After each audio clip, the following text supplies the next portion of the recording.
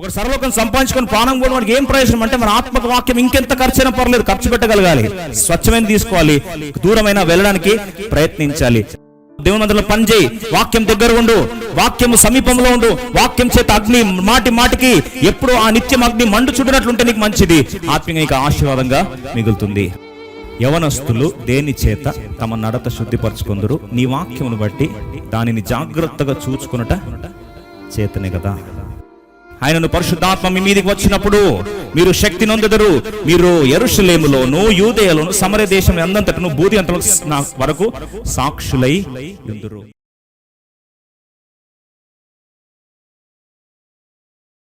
How to grow spiritually, ఆత్మీయంగా ఎదగాలంటే ఏం చేయాలి?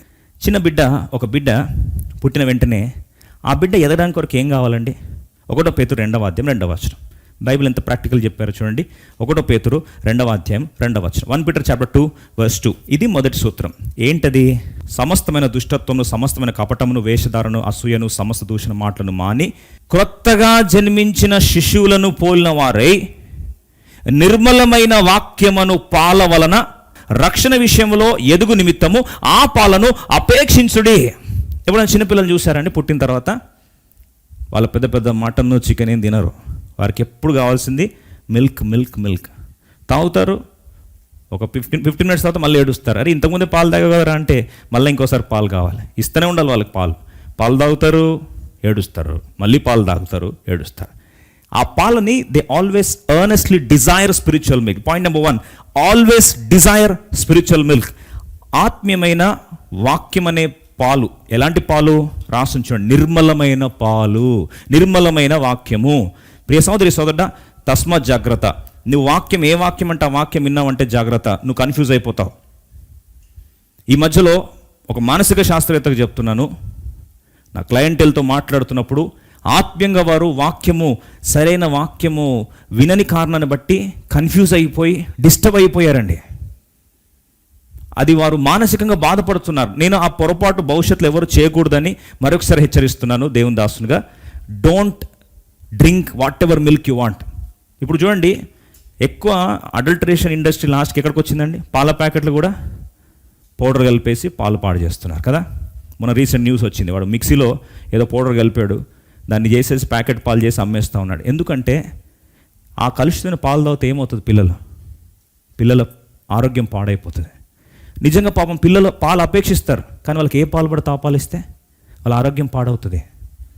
కాబట్టి దేవుడు స్పష్టంగా చెప్తున్నాడు, నిర్మలమైన పాలు, నిర్మలమైన వాక్యం అనే పాలు. వాక్యాన్ని వింటున్నప్పుడు నీకు తెలిసిపోతుంది అది నిర్మలమైందా కాదా అని. దేవుని వాక్యం ఉన్నట్లుగా చెప్పగలగాలి. 2వది, సరిగా విభజించగలగాలి.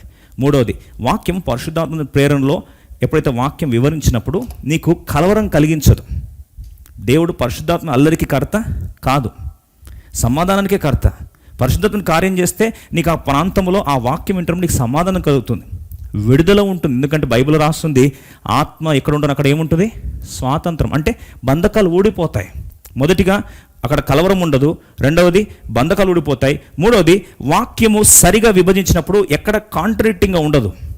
వాక్యాన్ని స్వచ్ఛంగా నిర్మలమైంది ఉన్నప్పుడు అది ఒక క్లారిటీలో వాక్యం ఉంటుంది. ఇది 3వ ప్రాముఖ్యమైనది. 4వది, వాక్యం ఎప్పుడైతే ఆ వాక్పరిచ జరుగుతుందో గమనించినప్పుడు ఆ వాక్యంలో ఉన్న ఒక ప్రాముఖ్యమైన, ఒక అద్భుతమైన ప్రభావం ఏంటి అంటే, పాలు తాగిన వెంటనే పిల్లలకి ఏమొస్తుందండి? ఎనర్జీ వస్తుంది కదా.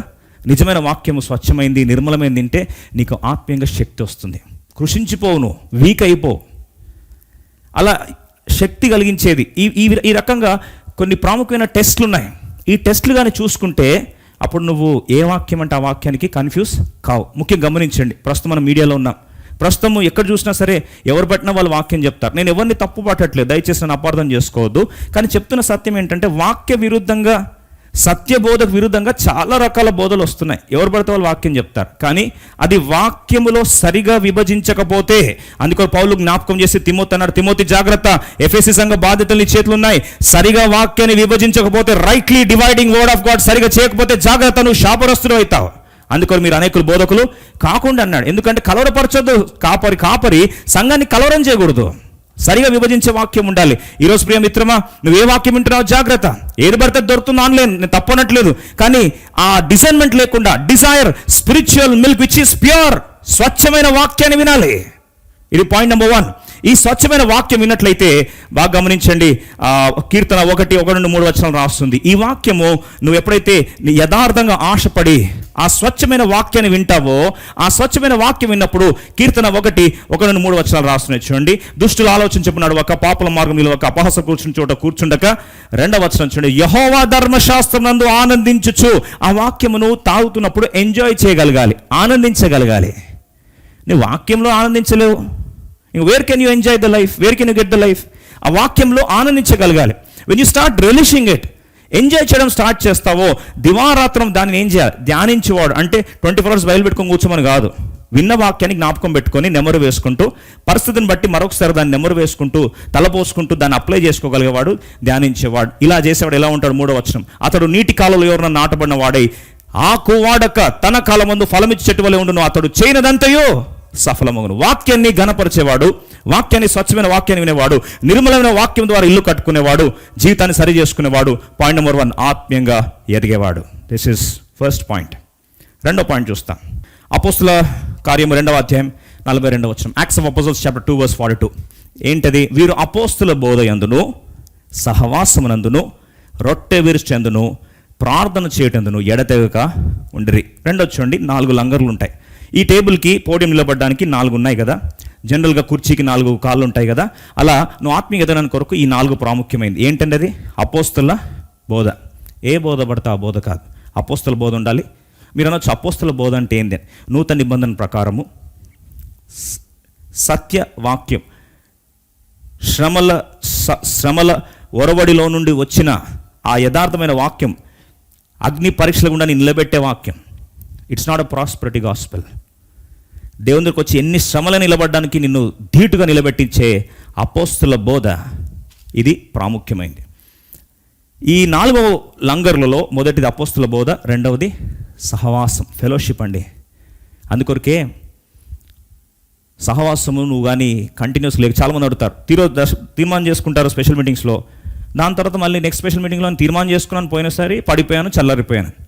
దానికి ఎగ్జాంపుల్ చెప్తాను. సహవాసం లేకపోతే, అనుదినము సహవాసం కానీ నీకు లేకపోతే అది ఎంత తీవ్రమైన నష్టాన్ని తీసుకొస్తుందని చిన్న ఎగ్జాంపుల్ చెప్తాను. ఒక పొయ్యిలో 4 కట్టెలు ఉన్నాయి, అంటించావు. ఆ కట్టెల మధ్యలో, ఆ పొయ్యి మధ్యలో ఒక కర్ర ఉంది. ఆ కర్ర బాగా మండుతుంది కదా. నువ్వు ఆ కర్రని ఆ సహవాసం నుండి లాగేసి ఒంటరిగా కర్రని తీసి బయటపడే, ఏమవుతుంది? ఎంత మంటున్న కర్ర ఏమవుతుంది? ఆరిపోతుంది. అందుకొరకు సహవాసంలో ఒకరినొకరు హెచ్చరించుట, ఒకరినొకరు సరి చేసుకునుట. ఆ ఆత్మీయ సహవాసం ఏమవుతుంది తెలుసా? నీకు స్పిరిచువల్గా ఎదగడానికి కొరకు సహాయపడుతుంది. అందుకొరకే బైబిల్ రాస్తుంది, హెబ్రీ రాష్ట్ర 10వ అధ్యాయం 24-25 రాస్తుంది, సమాజము కూడుట మానొద్దు. అందుకొరకే కోవిడ్ అయిపోయింది, ఇప్పుడు తిరిగి నార్మల్సీ వస్తూ ఉంది. దయచేసి సమాజంగా కూడడం మానొద్దు. ఎనీ టైం, ఎప్పుడైనా సరే, ఈ సరైన సహవాసం ఉన్న దగ్గర కష్టన దూరమైన పర్లేదు, ఆ ప్రాంతానికి వెళ్ళి ఆత్మీయ ఎదగాల్సింది మరొకసారి మనవి చేస్తున్నా. సమాజంగా కూడుట మానొద్దు. మొదటిది అపోస్తుల బోధ, 2వది సహవాసం, 3వది రొట్టె విరుచుట. ఇంకో మాటలో చెప్పాలంటే, ఎందుకు ఈ రొట్టె విరచడం ప్రాముఖ్యమైంది అంటే, ఈ రొట్టె విరుచుట ద్వారా దేవుని యొక్క శరీరము రక్తమును మనం పాలు పంపులు పొందుతున్నప్పుడు అనుక్షణం పరీక్షించుకుంటూ చేస్తాం. ఈ పరీక్షించుకుంటూ చేసినప్పుడు ఏం జరుగుతుందండి? ఇప్పుడు 3వ పాయింట్కి వస్తాం. మొదటిది desire spiritual milk. Number 2, have 4 anchors. అపోస్తుల బోధ, సహవాసము, రొట్టె విరుచుట, ప్రార్థనలు. ఇప్పుడు ప్రార్థన గురించి ఆల్రెడీ మనం విన్నాం. ఇప్పుడు 3వ సత్యం చూస్తాం. ఎందుకు రొట్టె విరుచుట ప్రాముఖ్యమైంది అంటే, మనందరికీ ఆ పరిచయమే. అపోస్తుల కార్యం 24వ అధ్యాయం 16వ వచనం. యాక్ట్స్ ఆఫ్ అపోస్టల్స్ చాప్టర్ 24:16 ఏమని రాస్తుంది చూడండి. పౌలు భక్తుడు అంటాడు, ఈ విధమున నేనును దేవుని ఎడల మనుషుల ఎడలను ఎల్లప్పుడూ నా మనస్సాక్షి నిర్దోషమైనదిగా ఉండునట్లు అభ్యాసం చేసుకొంచున్నా. ఎక్సర్సైజ్ ఎప్పుడు చేస్తామండి? సంవత్సరానికి ఒకసారి అంటే ఎక్సర్సైజ్ అనదాన్ని. మనం కూడా కొన్నిసార్లు ఒకసారి బాగా ఇన్స్పైర్ అయిపోయి ఒకరోజు బాగా సివియర్గా ఎక్సర్సైజ్ చేసేసి నెక్స్ట్ డే నువ్వు ఆపేసి, మూడో రోజు నీ చేతులు కాళ్ళు అన్నీ లాగుతూ ఉంటాయి. ఎక్సర్సైజ్ అంటే అది ఒకరోజు చేసేది కాదండి, ప్రతిరోజు చేయాలి. పౌలు అంటాడు, నేను ప్రతిరోజు నా మనస్సాక్షిని సరి చేసుకుంటాను, పరీక్షించుకుంటాను. అప్పుడు ఏమవుతుందో తెలుసా అండి, బండి ఎంత పెద్ద లిమోజిన్ కానీ మెర్సిడెస్ బెంజ్ కానీ సర్వీసింగ్ చేయకపోతే ఏమవుతుందండి? చెదలు పట్టిపోతుంది. 3 కోట్లని నా కారు అంటే చెప్పుకోవాలంతే. దాని బదులు Maruti car better, daily servicing చేస్తే అదే ఫాస్ట్ పోతుంది. ఇది రస్ట్ పట్టిపోతుంది కదా. ఎప్పుడు నిర్మలమైన మనస్సాక్షి, ఎక్సర్సైజ్. అందుకొరకే రొట్టెలో ద్రాక్షారసంలో ప్రభు శరీరం పాలు పొందుతున్నప్పుడు తాము పరీక్షించుకొని తాను పరీక్షించుకొని అలాగూ చేయాలని ప్రభు అన్నాడు. కాబట్టి ఏ సంఘంలో అయితే ఈ యథార్థంగా పరీక్షించుకొని వాక్యపు వెలుగులో సరి చేసుకొని ఈ నిర్మల మనస్సాక్షిని కొనసాగడానికి ఆ సర్వీసింగ్ చేసుకునే ప్రాసెస్లు ఉంటావో ఎప్పుడు కూడా నువ్వు ఆత్మీయంగా ఎదుగుతావు. 4వది 2 కొరింథీ 5:10-11 ఎందుకనగా తాను జరిగించిన క్రియల చొప్పున అవి మంచివైనను సరే చెడ్డవైనను సరే దేహంతో జరిగించిన వాటి ఫలమును ప్రతివాడును పొందునట్లు మనమందరము క్రీస్తు న్యాయపీఠం ఎదుట ప్రత్యక్షము కావాలి.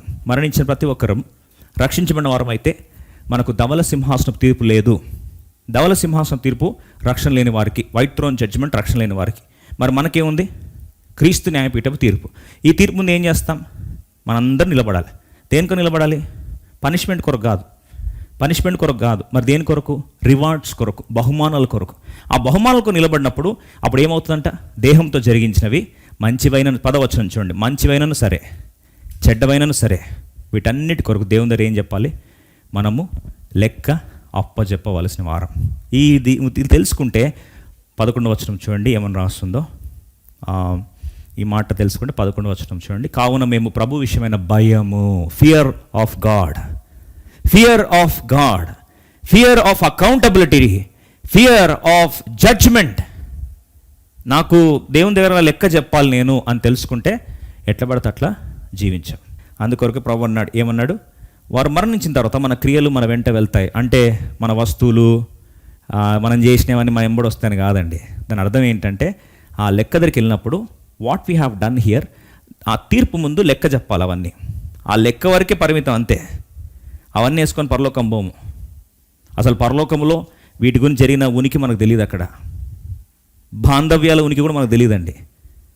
అందుకో ప్రభు అన్నారు, పునరుద్ధానంలో ఈ భార్య ఎవరు భార్య అవుతుందంటే, అయ్యా అక్కడ ఇవేమి ఉండవు నాయన అని చెప్పాడు.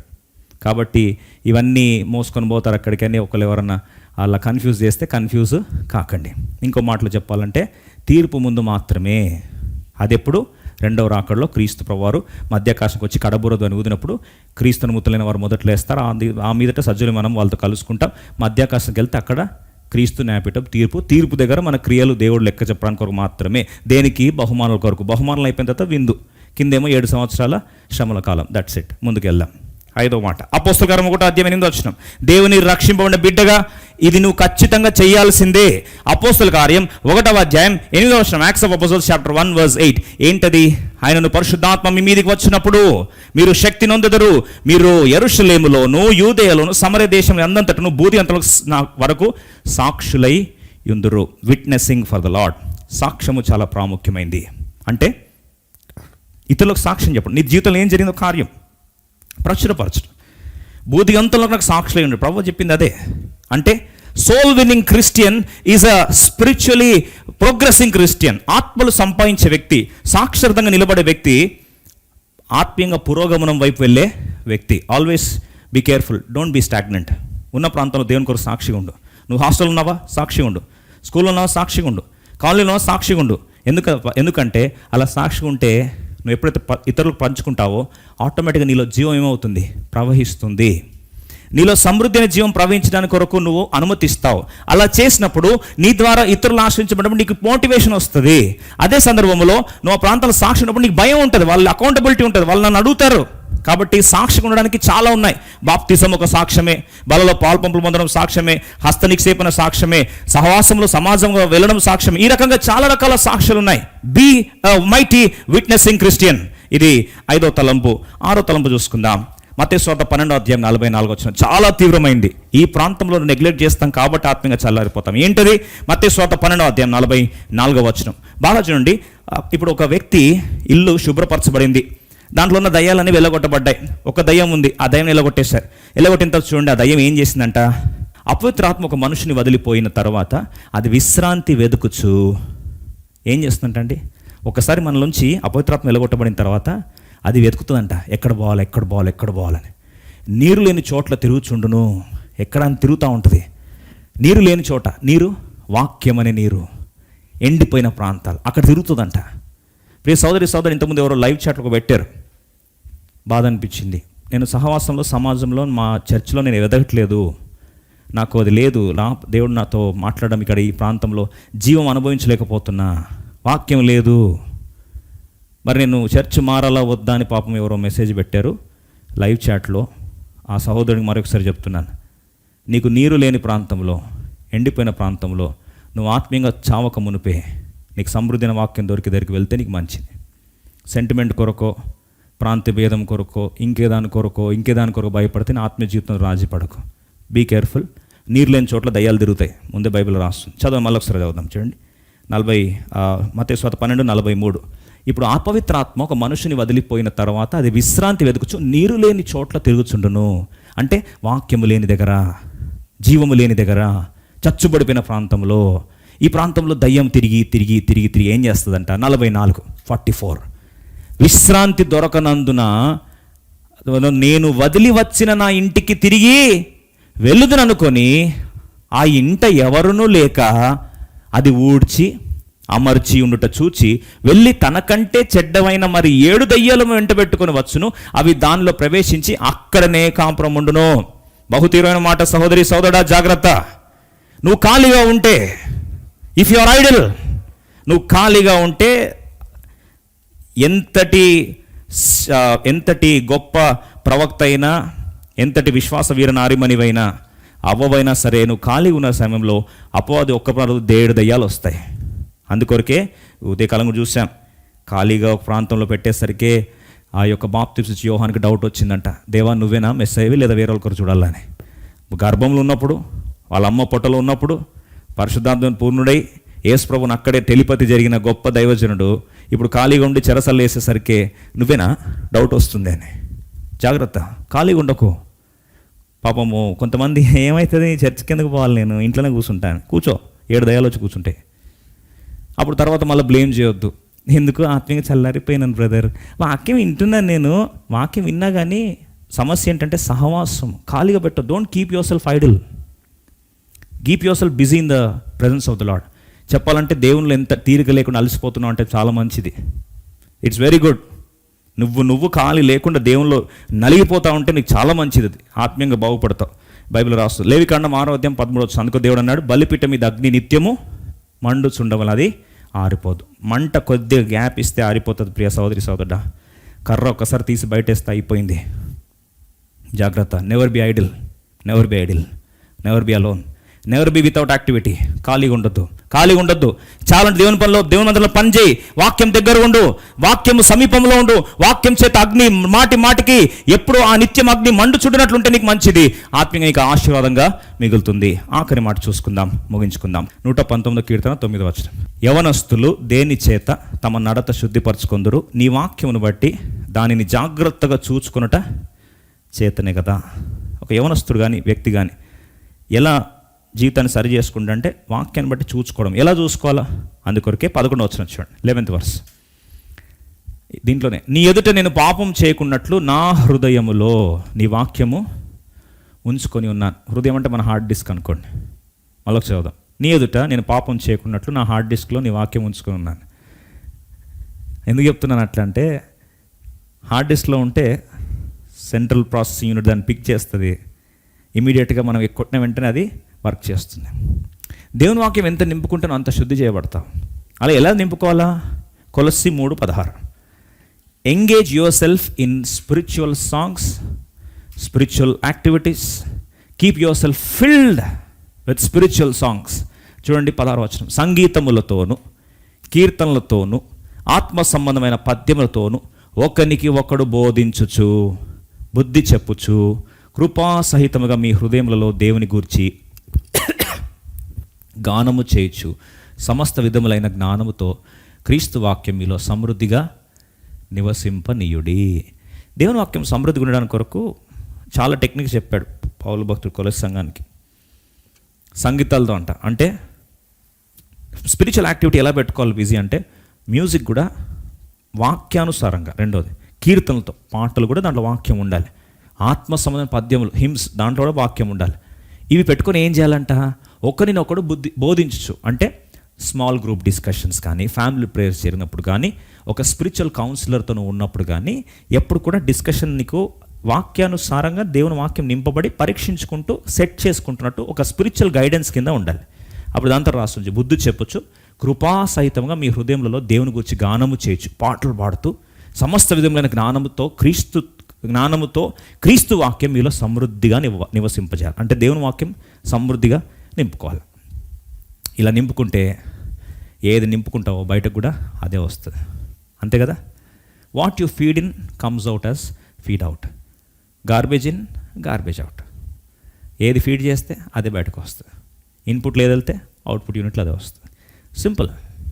దేవుని వాక్యాన్ని ఇన్ని రకాలుగా నింపుకుంటూ ఉండాలి.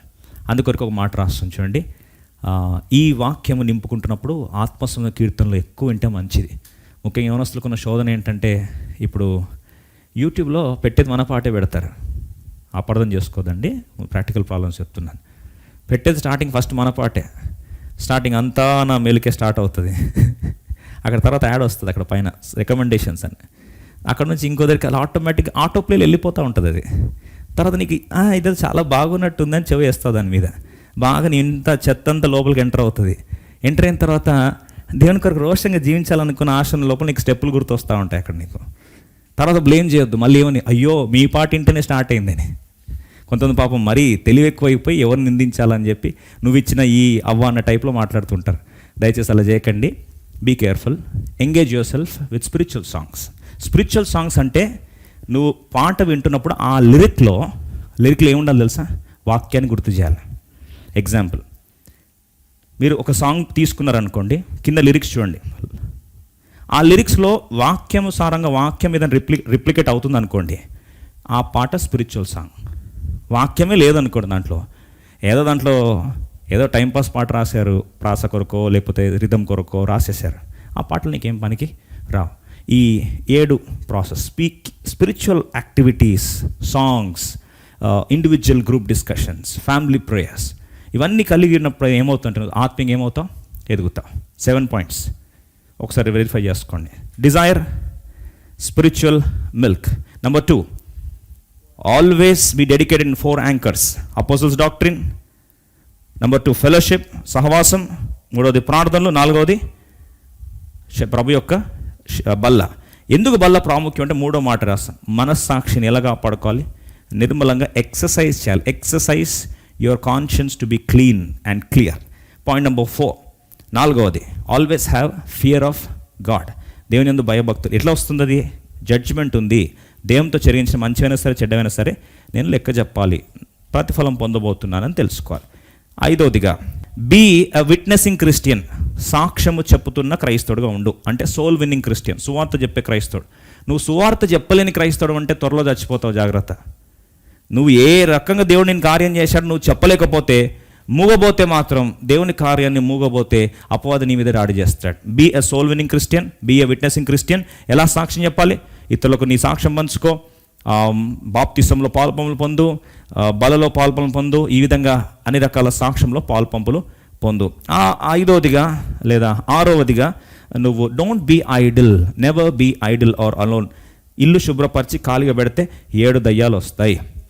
నీరు లేని చోట దయ్యాలు తిరుగుతాయి, జాగ్రత్త. 7వది ఆఖరిగా engage yourself through spiritual activities and songs and group discussions and have a spiritual councillor.